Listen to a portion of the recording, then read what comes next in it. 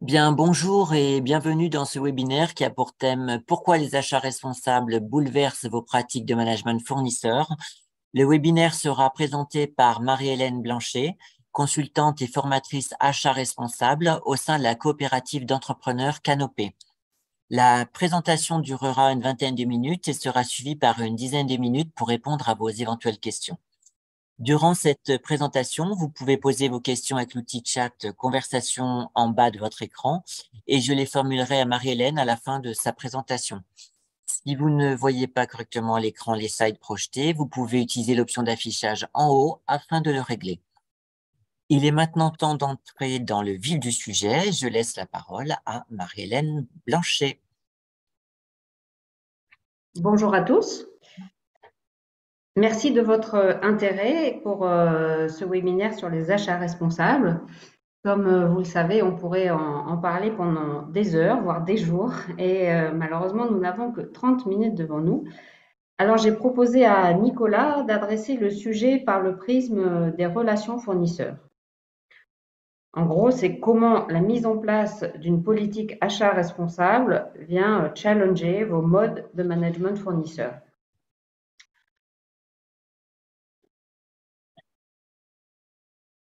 Donc, je suis Marie-Hélène Blanchet, comme le disait Nicolas, donc je suis consultante formatrice en achat responsable, parce qu'il n'a pas dit que je suis ingénieure de formation. Je fais aussi des audits environnementaux et sociaux dans les usines des fournisseurs et je suis animatrice de la fresque du climat et de la fresque du textile, qui sont des super outils de team building et de prise de conscience pour mettre en mouvement les équipes et pour accompagner la transition. Je suis entrepreneur indépendant et je suis membre du collectif d'entrepreneurs Canopé. Je suis certifiée Calliope, ce qui permet à mes clients de faire financer leur formation par les organismes OPCO. Voilà pour la petite présentation. Donc aujourd'hui, pendant les 20 premières minutes, je vais refaire rapidement une introduction sur ce que sont les achats responsables. On verra quelles sont les étapes de mise en place de la démarche. Je ferai le focus sur un levier majeur qui est d'entraîner ses fournisseurs dans la démarche. On verra que parfois, il peut y avoir des freins, mais nous verrons comment les surmonter. N'hésitez pas aussi à partager vos freins dans le chat pour que ça alimente le temps d'échange et de questions-réponses à la fin. Et on verra quels sont les quelques facteurs clés de succès pour aller plus loin dans des achats plus responsables. Voilà. Une petite définition des achats responsables. Donc, un achat responsable, ça se dit d'un achat qui minimise les impacts environnementaux et sociaux et qui est en conformité avec l'éthique des affaires. Concrètement, c'est se poser plein de nouvelles questions pour permettre d'arbitrer entre l'achat d'un kiwi bio néo-zélandais ou d'un kiwi local, par exemple, ce qui est un exemple simplissime par rapport au sujet auquel vous êtes confrontés au quotidien. Je ne vous apprends rien, mais l'actualité de 2022 a été dramatique en nombre et en puissance d'événements climatiques extrêmes. Et il n'y a plus de doute sur le fait que ce sont des activités humaines et l'usage des énergies fossiles qui en sont la cause. Donc là-dessus, le GIEC est consensuel. En fait, il nous faut décarboner nos économies. Nous avons tous collectivement à atteindre un but d'ici 2050, d'atteindre la neutralité carbone, c'est-à-dire ne pas émettre plus de carbone, enfin de gaz à effet de serre en général, que la planète n'est capable d'en capter. Et tout cela pour maintenir un seuil de réchauffement de plus 1,5 degré maximum, sachant qu'on en est déjà à plus 1,1 degré. Donc il faut agir et de manière assez drastique, je dirais. Donc, ça fait partie, ce sujet aussi, à adresser dans vos conversations avec vos fournisseurs, dans vos échanges, parce que c'est un sujet incontournable et parce que au sein de vos entreprises, au sein de vos organisations, vous allez devoir communiquer sur l'impact carbone de vos activités et si vous allez jusqu'au scope 3, c'est-à-dire que vous allez devoir aussi additionner à votre impact de votre activité l'impact de vos fournisseurs. Donc, c'est un sujet qui vient au cœur de vos échanges fournisseurs. Mais au-delà du sujet gaz à effet de serre, il y a aussi plein d'autres enjeux à mettre au cœur de votre discussion fournisseur pour faire des achats plus responsables. Donc, pour limiter l'impact environnemental et social de vos achats et pour sécuriser vos business models et garantir votre résilience à long terme.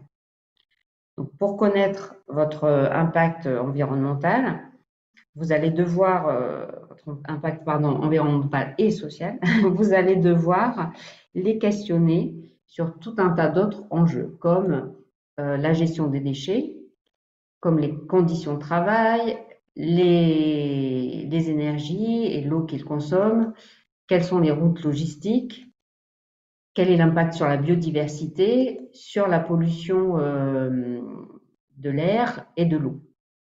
Donc, à chaque fois, les questionner, c'est savoir s'ils mesurent leur impact, savoir s'ils ont mis en place un plan d'action pour minimiser ces impacts avec des objectifs chiffrés et avec des dates. Une question aussi, bien sûr, c'est savoir s'ils sont au rendez-vous des réglementations, à la fois la hard law et la soft law, comme on dit. Vous voyez que le contexte réglementaire se renforce. Donc là, je vous présente un panorama, mais je ne rentre pas dans les détails aujourd'hui. Mais par exemple, la loi Sapin et la loi sur le devoir de vigilance vous amènent à poser tout un tas de questions à vos fournisseurs qu'ils peuvent considérer comme des questions un peu intrusives, puisque vous allez les questionner sur à la fois leur façon de travailler, savoir avec qui ils travaillent et comment ils travaillent avec toute la chaîne de sous-traitance en amont. Et je parlais de soft law et de hard law. Par exemple, si on parle d'une hard law quand vous êtes directement concerné par la loi, donc par exemple la loi Sapin ou la loi sur le devoir de vigilance, il y a des seuils. Donc sur la loi Sapin, vous êtes concerné que si votre entreprise fait plus de 100 millions d'euros de chiffre d'affaires et si vous avez plus de 500 salariés. Sur le devoir de vigilance, vous êtes concerné que si vous avez plus de 5000 salariés. Donc, si vous êtes directement concerné, on parle de hard law. Par contre, si vous n'êtes pas directement concerné, il est malgré tout de bon ton de se conformer à ces lois, parce qu'en cas de pépin, vous serez sous les projecteurs des journalistes, des ONG, de vos clients, de vos partenaires financiers. Donc, même si vous n'êtes pas directement concerné, c'est important de savoir qu'est-ce qui est dans ces lois et comment s'y conforter et essayer de se rapprocher de ces exigences. Donc, effectivement, il y a un contexte réglementaire. Est-ce que, malgré tout, pour réduire les impacts de nos économies, tout passe par les gouvernements et les régulations? Est-ce que ça passe par les citoyens? Est-ce que c'est eux qui sont est-ce que c'est eux qui sont la clé? Ou est-ce que c'est les entreprises qui sont la clé d'économie qui réduirait les impacts environnementaux et sociaux? Ou est-ce que c'est pas tous ensemble que nous devons œuvrer pour des nouveaux business models qui soient moins impactants? Pour réussir à être moins impactant, je pense qu'il faut mettre en place un cadre pour entraîner toutes les parties prenantes et pour travailler collectivement, à la fois avec ses partenaires internes et à la fois avec donc les fournisseurs, tous nos partenaires externes. J'ai identifié 8 grands thèmes à adresser pour mener à bien une démarche achat responsable. La première étape, c'est de réaliser une cartographie des risques RSE. La deuxième étape, c'est de bâtir sa politique achat responsable et de rédiger une charte à partager avec vos fournisseurs. Donc ça, c'est des outils de communication à la fois internes, parce que vous allez les bâtir collégialement avec toutes les directions de votre entreprise. Et c'est des outils de communication externe, donc pour donner de la visibilité sur vos pratiques. Un enjeu important, donc, c'est que vous vérifiez que vous êtes bien en conformité avec l'ensemble des législations et que vous formalisiez dans les appels d'offres l'ensemble des nouvelles questions que vous avez à poser à vos fournisseurs. L'appel d'offres est le réceptacle de toutes ces nouvelles questions.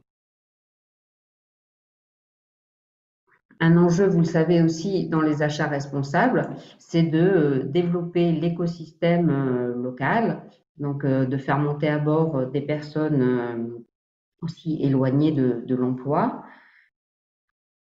Ensuite, il va falloir vous redéfinir votre système de suivi des performances fournisseurs.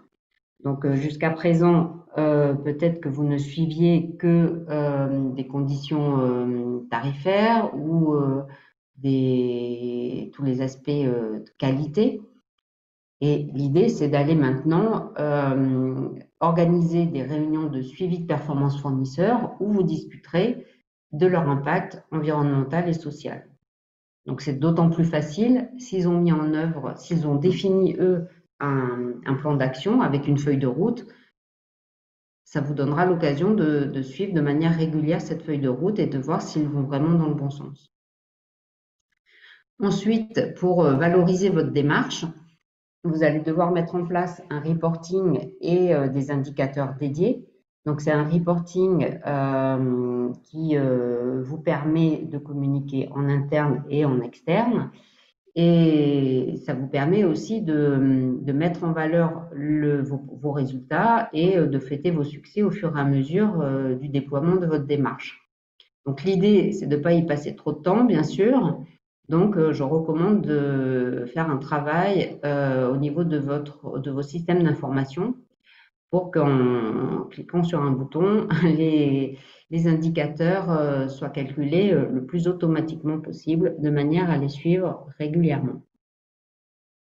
Pour bâtir toute votre démarche achat responsable, vous avez des outils et des référentiels qui existent. Donc, autant s'appuyer là-dessus, ça vous donnera déjà beaucoup de guidelines et ça va vous aider à faire votre marché, je dirais, entre les différentes recommandations de ces différents référentiels. Donc, vous pouvez vous appuyer sur le Global Compact, par exemple, sur les normes ISO 26000 qui visent la RSE en général et sur la norme ISO 20400 qui vise plus particulièrement toutes les bonnes pratiques des achats responsables. Vous pouvez aussi vous appuyer sur les 17 objectifs du développement durable qui sont rédigés qui ont été rédigés à l'issue du pacte de Paris et qui sont à atteindre d'ici 2030. Donc, l'avantage des 17 objectifs de développement durable, c'est que c'est via l'ONU que ça a été développé, que plein de nations ont été impliquées. Donc, si vos fournisseurs sont à l'étranger, ils sont censés connaître aussi ce référentiel à leur niveau. Si vous êtes acteur des marchés publics, donc il y a des dispositions qui encadrent le développement durable dans le code de la commande publique. Et je liste ici les différentes lois et régulations qui vous indiquent quels sont les incontournables à mettre en œuvre. Et ce qui est super dans le cas des acheteurs publics, c'est qu'il y a pas mal d'outils qui sont à disposition et que même si vous êtes acteur des marchés privés, vous pouvez en disposer et ça peut être une source d'inspiration. Donc là, j'en cite quelques-uns. Par exemple, le SPASER, qui est le schéma de promotion des achats publics socialement et écologiquement responsables. Il y a un site qui est super, qui s'appelle La Clause Verte, sur lequel vous pouvez trouver tout un tas de clauses déjà rédigées et qui visent les aspects environnementaux et sociaux. Et il y a aussi un réseau qui s'appelle RAPID. C'est le réseau des administrations publiques intégrant le développement durable.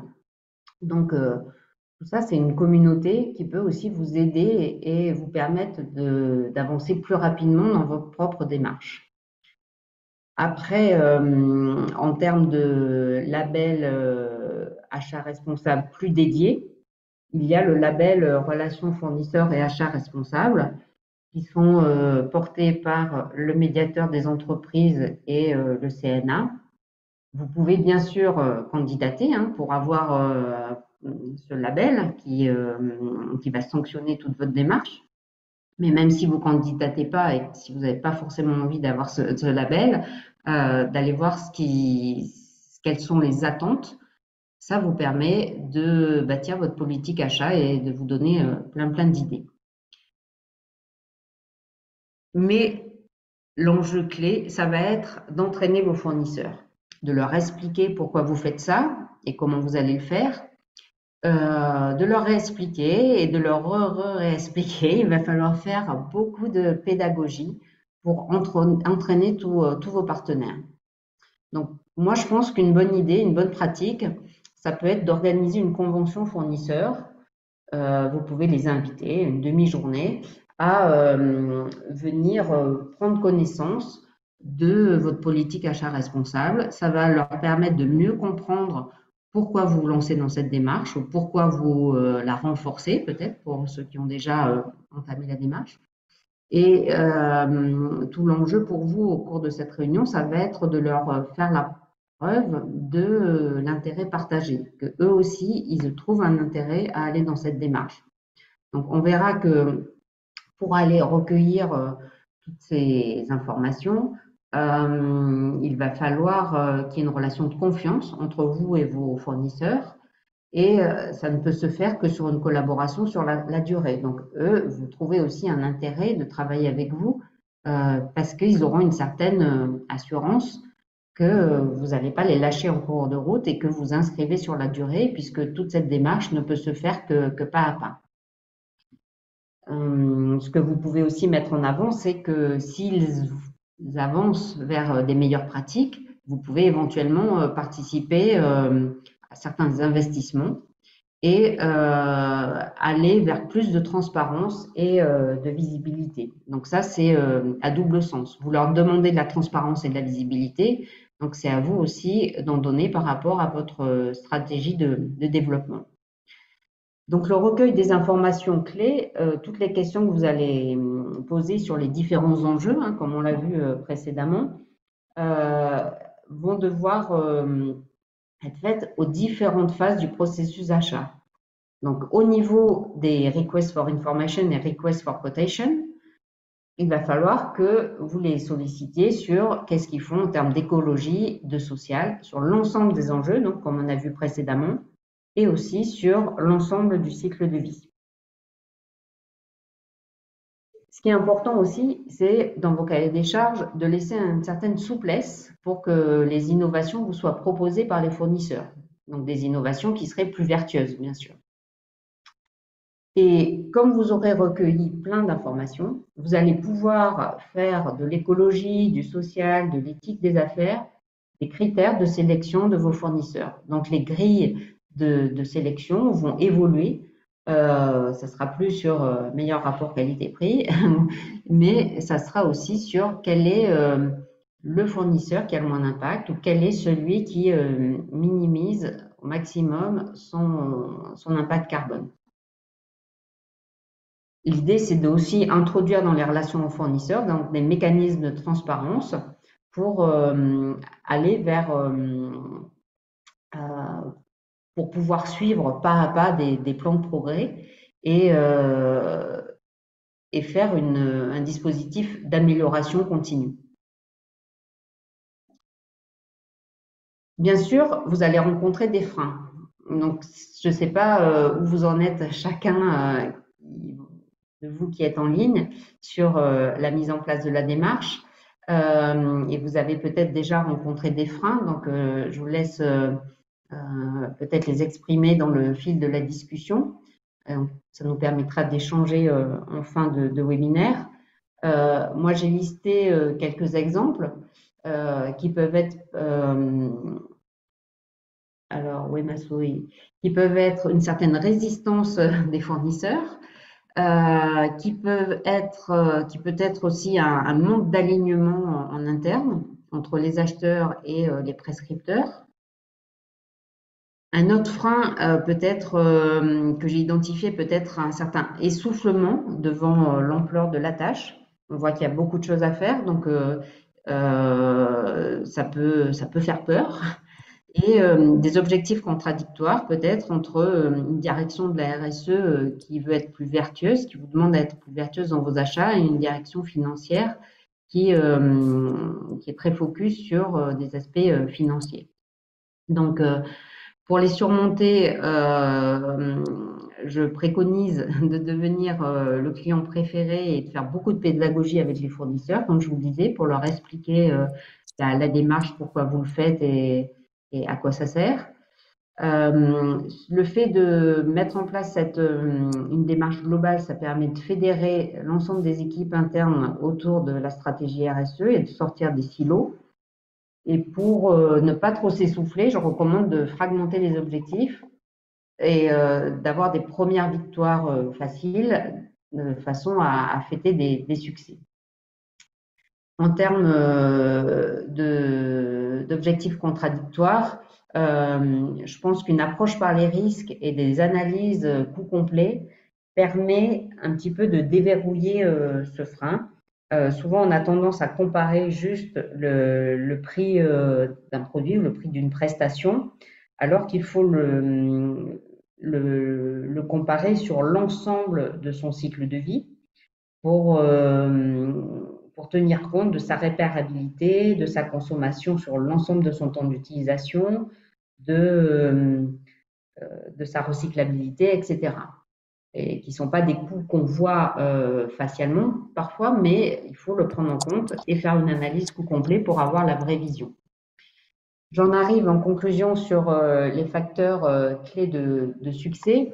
Je pense qu'il faut commencer petit et facile et capitaliser pour avancer pas à pas.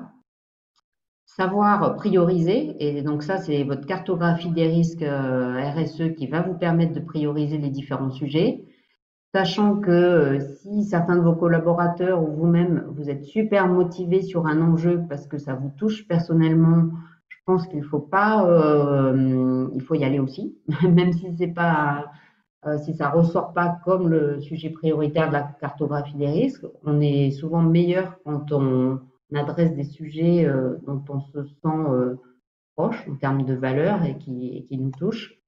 Donc, il faut y aller aussi en parallèle.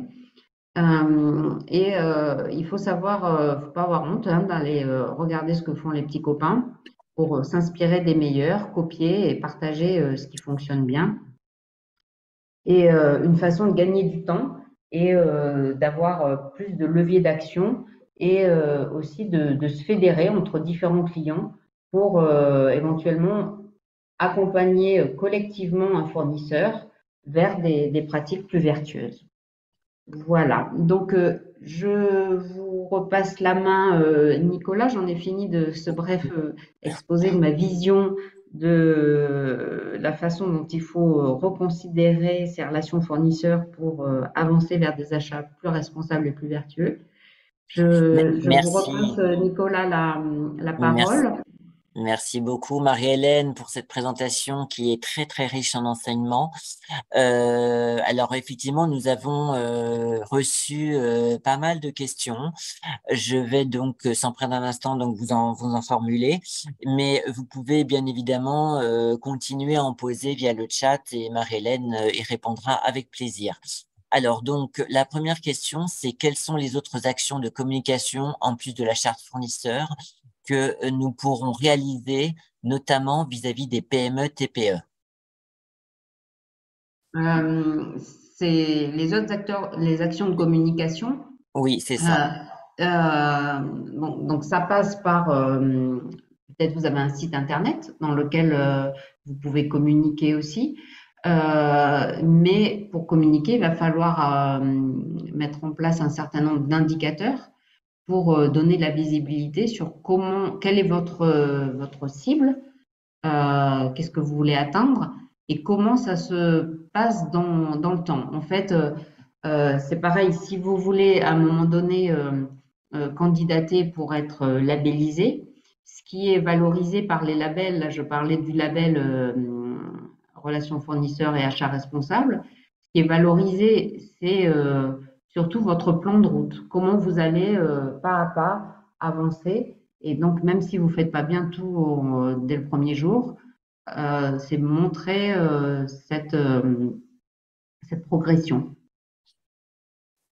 Alors, merci Marie-Hélène. Je passe donc à la deuxième question. C'est le critère prix reste encore le plus important aujourd'hui. Donc, comment lutter? Donc, pour moi, ça passe vraiment par des analyses de coûts complets. Donc, si je prends un exemple simple, hein, mais c'est si on compare le prix de 2 machines à laver, même à titre personnel, hein, quand on va, je ne vais pas citer de marque, quand on va s'acheter un lave-vaisselle par exemple, c'est bien de voir le prix facial de combien je vais l'acheter, mais il faut tenir compte du coût complet. Donc, je voulais dire par là combien il va consommer, qu'est-ce que je vais faire pour le recycler à la fin de vie. Après, est-ce que j'ai vraiment besoin de l'acheter ou est-ce que je peux pas louer mon équipement? Il y a plein de choses à prendre en compte pour avoir une vision coût complet dans la durée, plutôt qu'une vision prix juste à l'achat. Donc pour moi, c'est vraiment comme ça qu'on va déverrouiller ce frein qui est du critère prix. Alors, Marie-Hélène, une autre question. Qu'est-ce que veut dire en fait spacer? Donc SPACER, c'est un acronyme euh, qui veut dire schéma de promotion des achats publics socialement et écologiquement responsables. Donc, c'est tout un schéma qui est défini par le Code des achats publics. Donc, vous pouvez taper Spacer sur Internet. Vous verrez qu'il y a pas mal d'agglomérations qui communiquent toute leur politique achat à travers ce Spacer. Et ça peut être une source riche d'inspiration pour vous, que vous soyez public ou privé. Alors, merci pour cette précision. J'ai une autre question. Donc, si on n'est pas RSE, donc tout simplement, comment fait-on? Mais je dirais, vous êtes obligé d'être RSE. Pourquoi vous n'êtes pas RSE? En fait, vous avez tous besoin d'adresser ce point. Je le montrais en introduction. En fait, ça veut dire quoi? On n'est pas RSE. En fait, je veux bien que la personne précise Oui, dans le chat ce qu'elle veut dire par là, parce qu'en oui. fait, comme on a des objectifs forts de décarbonation et de réduire l'impact environnemental et social sur la planète, en fait, on doit tous collectivement essayer de mesurer où on en est et de mettre en place un plan de route pour minimiser cet impact. Donc, en fait, ça peut être c'est vraiment important d'aller dans cette démarche parce qu'en fait, ça va vous permettre de fidéliser vos collaborateurs, ça va vous permettre d'être au rendez-vous de l'attente de vos clients. Au niveau des investisseurs, les banques, elles sont de plus en plus en demande de critères ESG, donc des critères environnementaux, sociaux et de gouvernance pour attribuer des prêts, par exemple. C'est des critères qui sont maintenant pris en compte quasiment systématiquement. Après, un Alors, point d'importance, c'est aussi que, comme, pardon, je finis, Nicolas, c'est aussi un point clé Du coup, ça m'a échappé ce que je voulais dire. Ah, pardon. Euh, C'était pour préciser, en fait, Marie-Hélène, effectivement. Donc, on parle plus d'une philosophie de l'entreprise qui n'est pas dans la logique RSE. Donc, c'est la sensibilisation, je pense, de l'entreprise. Toutes ne sont pas sensibilisées encore à la RSE. Donc, je pense que c'était ça, la précision. Ouais, je pense qu'il faut monter en maturité là-dessus parce qu'il y a aussi un intérêt, oui, j'ai retrouvé ce que je voulais partager, c'est que si vous mettez en œuvre des démarches plus vertueuses, vous allez pouvoir aussi bénéficier de financement par l'ADEME ou d'autres organismes. Donc,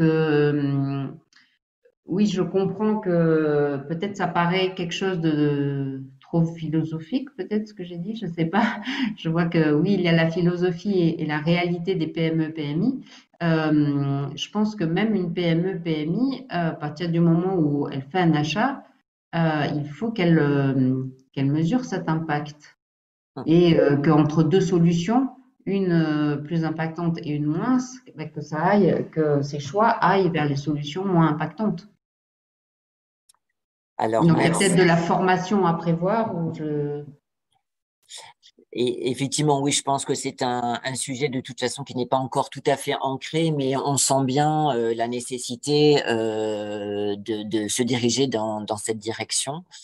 Alors, je vais passer à une autre question. Effectivement, on me dit alors, quels sont les mécanismes de transparence à introduire dans la relation fournisseur?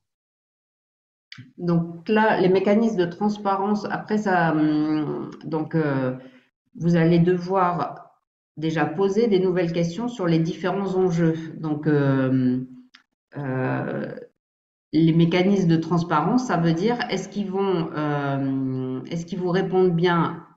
Voilà, quand vous allez les questionner sur comment ils font pour gérer leurs déchets, comment ils font, quelles sont les conditions de travail, quelle est leur empreinte carbone, etc., sur tous ces enjeux-là, il va falloir qu'ils vous répondent de manière ouverte hein, sur comment ils mesurent leurs déchets, comment ils mesurent leur consommation, etc., et comment ils prévoient de les diminuer à long terme de les diminuer ou de mieux les gérer ou voilà. Et donc, ce qu'on attend des fournisseurs, c'est qu'ils soient transparents sur tous ces enjeux-là. Et aussi, si je prends le cas de la loi sur le devoir de vigilance, c'est une transparence sur avec qui ils travaillent, dans quel pays sont leurs partenaires. Et le législateur a même prévu qu'on remonte jusqu'au rang 7. Ça veut dire quels sont les fournisseurs de leurs fournisseurs, quels sont leurs... voilà. Et ce qui est demandé aussi, c'est en tant qu'acheteur, en tant que donneur d'ordre, c'est de faire avancer la cause quelque part. C'est au travers des questions que vous posez à vos fournisseurs, ben, vous allez amener le changement. Et vous allez aussi devoir leur apprendre à communiquer avec leurs propres sous-traitants pour que ça essaime à un niveau global. Alors, merci Marie-Hélène. Je vais intervenir encore deux fois. Concernant des fournisseurs imposés par nos clients et qui ne veulent pas entrer dans cette démarche, comment faire? Les fournisseurs imposés par les Oui. clients, Mm. je veux bien des précisions sur...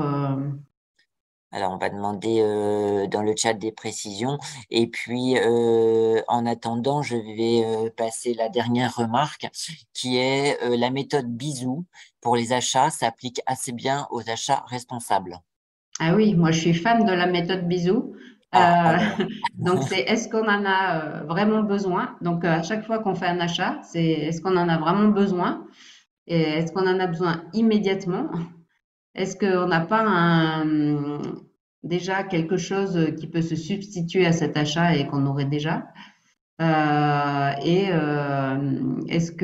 est l'origine de mon achat? Enfin, donc ça revient à où sont fabriquées les choses et par qui?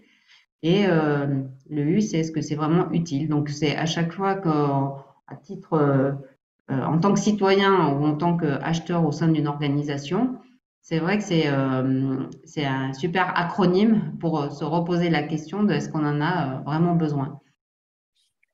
Alors, donc on a des précisions sur la première question qui était les fournisseurs imposés.